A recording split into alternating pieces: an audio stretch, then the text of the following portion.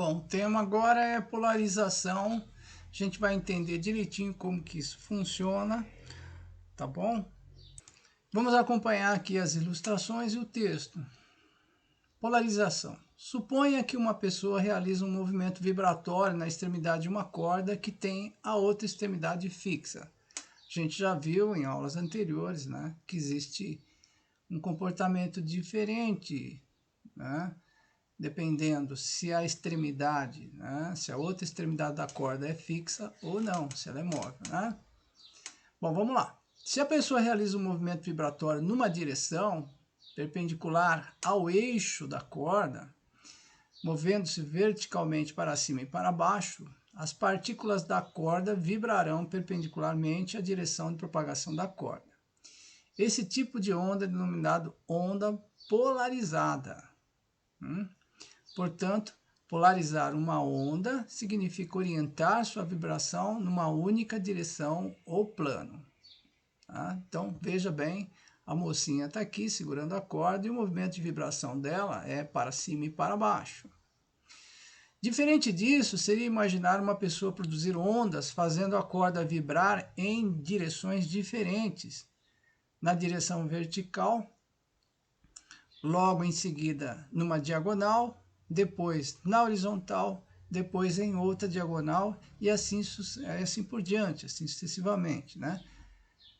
A onda produzida nesse caso seria não polarizada, pois não teria uma direção de vibração definida, né? Então, aqui nós temos, né, um desenho, e aí ao invés de ter como antes aqui para cima e para baixo, a gente tem então um movimento, né, em que existe várias direções para estar vibrando aí. Isso provocaria, né, um movimento na corda, como essa espiral que a gente está vendo aqui, né? Vibrações em todas as direções.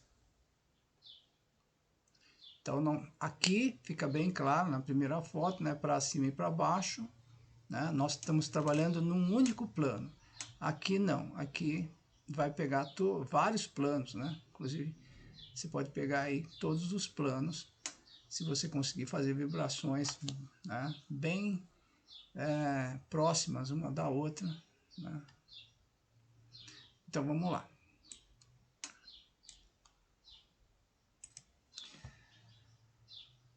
Muito bem, vamos aqui para baixo. Nós temos mais um desenho para explicar um pouquinho melhor. Eu acredito que esse desenho é bem tranquilo, né? Deixa eu chegar mais próximo aqui. Aqui a gente tem um desenho, esse desenho apresenta aqui vibrações, né?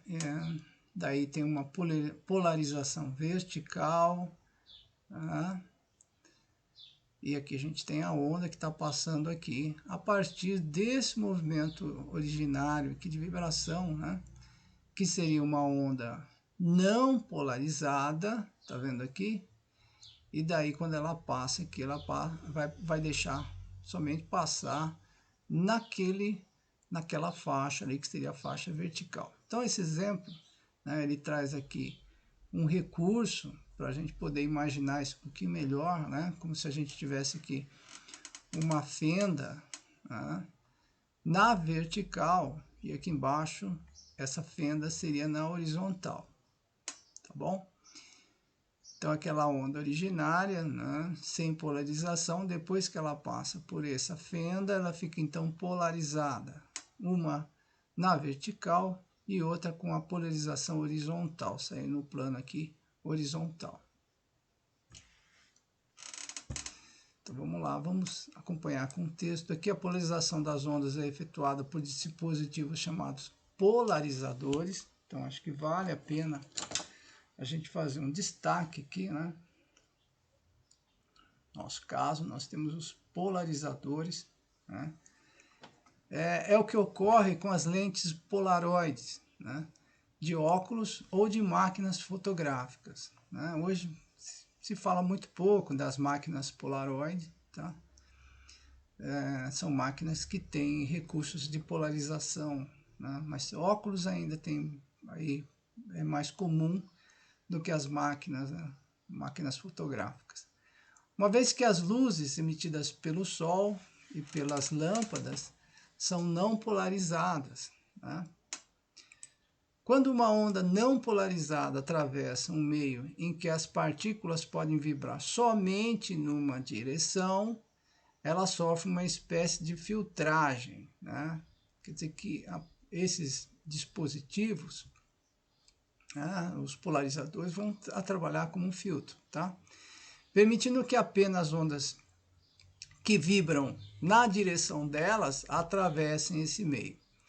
O resultado desse processo é que a onda incidente, inicialmente não polarizada, depois de refratada, passa a ser uma onda polarizada. Então aqui vem alguns termos interessantes, né? A gente fala aqui de onda incidente, olha que bacana, né?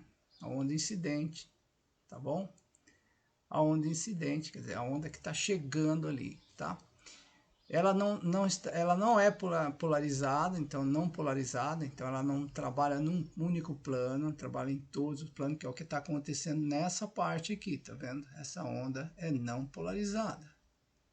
Depois que ela passa, então, pelo dispositivo, ela passa a ser polarizada. Mas o que houve com ela, né?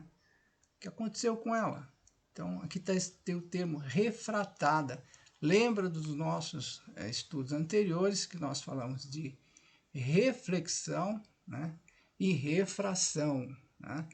Então, na reflexão, a onda incidente, ela bate e volta, ela não consegue passar de um meio para o outro, tá? E na refração, que é o caso aqui, a onda consegue passar.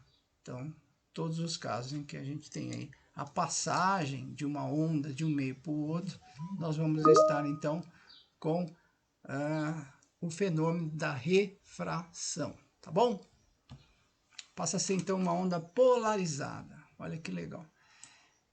Eu vou abrir aqui um parênteses para a gente falar um pouquinho também das telas de notebook, né? De alguns modelos anteriores, mais antigos, dos monitores, né? Tem alguns monitores que tem, né, esse recurso da refração. Eu vou, aí, na medida do possível, vou tentar montar para vocês aqui com os displays que eu tenho aqui no laboratório, para estar mostrando aí, né, para estar exemplificando isso aqui, né? Muito bacana, né? Alguém provavelmente já deve ter visto isso, né? A situação em que você liga o monitor ali, tal, você não vê nada, mas à medida em que você coloca aquela parte de cima, né, que tem exatamente essa função aí de refratar a luz, você começa então a enxergar e tem a capacidade de ler, de ver o que está na tela do monitor. Bom, então esse é um exemplo prático que a gente vai tentar trazer para vocês aqui. Ao se colocar dois polaroides alinhados, né, um que permite vibrações na direção vertical e outro que permite vibrações na direção horizontal, ocorre a passagem da luz, como se o conjunto dos dois polaroides resultasse no meio opaco, né? Então aqui embaixo a gente tem, né, um desenho desse, exemplificando. A orientação dos polaroides parcialmente sobrepostos determina a intensidade da luz que os atravessa, né? Se a gente fizer esse controle, se a gente, né, tiver esse recurso, nós vamos poder então determinar onde que vai passar, né, uma luz ou não, né? Eu consigo segurar totalmente, né, não acontecer a passagem da luz, não ocorrer a passagem da luz.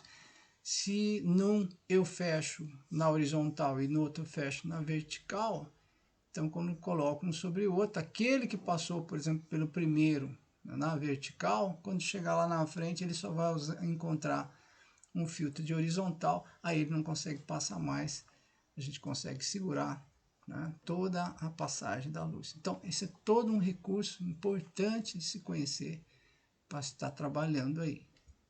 Bom, então é isso.